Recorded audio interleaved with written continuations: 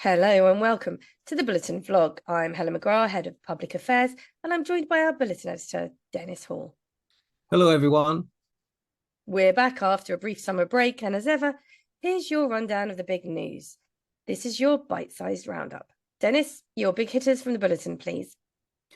Well, Helen, Parliament is in recess and it's the summer, but local authorities are in the news, front and centre.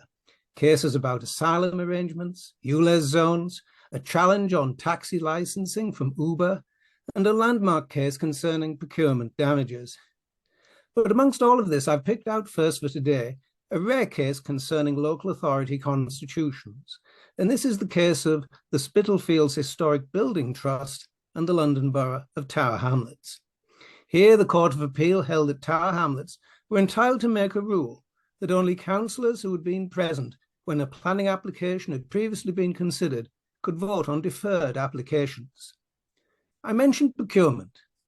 The High Court has dismissed a significant claim for damages arising from the Gambling Commission's competitive tender for the fourth national lottery licence, and in doing so, it has delivered an important judgment on the standing of subcontractors to bring such claims. And look out too for that Uber case involving Sefton Council. According to the Institute of Licensing, the app drivers and couriers union have been successful in another landmark ruling that will change the landscape of the private hire vehicle sector and concerns Part 2 of the Local Government Miscellaneous Provisions Act 1976. Helen. Well, in national news, I certainly breathed a collective sigh of relief that Dominic Raab's Bill of Rights went away. However, there are now reports that senior ministers might consider leaving the European Convention of Human Rights after Robert Jenrick, the immigration minister, said that the government would do whatever is necessary, even if that meant pulling out of the ECHR.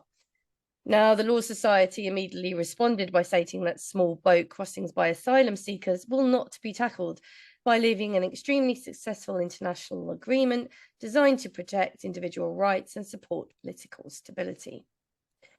Without handing out a history lesson here, Dennis, we all know that the ECHR is an international treaty which the UK signed in 1951.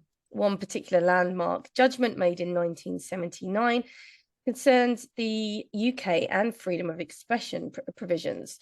This was the lifting of an injunction on the Sunday Times, which restricted publication of news about the pending civil proceedings brought by parents of children born with severe deformities through the taking of thalidomide by women during pregnancy. And the court there found a violation of Article 10, which was the first judgment concerning freedom of expression and information via the press. So should anyone panic? No, Jenrick's comment is countered by other members of the same party and relies upon numerous maybes. Should we be concerned? Well, as public sector lawyers, we should always be concerned. And this also raises another point, actually. Whilst for those of us that are local government solicitors, we might not feel so closely connected to the Law Society as our private sector colleagues might. It'll be different for everyone.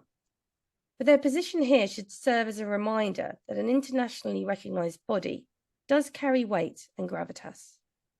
And now for a sneaky peek at what's coming up in Bulletin number 31, Dennis. Well, Helen, in Bulletin 31, we'll take a look behind the news to examine more closely a local government topic that's regularly been in the news over the summer.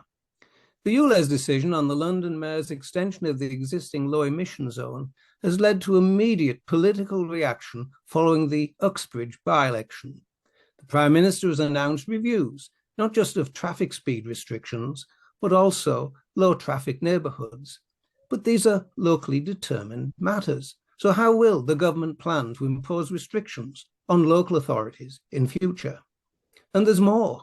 Both government and commentators talk freely of LTNs, or low traffic neighbourhoods, as if they know precisely what they mean. But they are not legally defined, as the DfT has pointed out. So we will look further at the controversies that lie ahead for any review of low traffic neighbourhoods. And just before I end, we will of course have postings on that Electoral Commission data breach. Helen. Indeed. And for more detailed coverage of the bulletin entries, don't forget to listen to the Grapevine podcast. Dennis and I are back at the start of September when we recommence our usual schedule. But in the meantime, why don't you take the break to consider whether you'd like to join us on the vlog? We'd be delighted to be joined by a guest member contributor, so do give that some thought. So until then, it's goodbye from me. And from me too.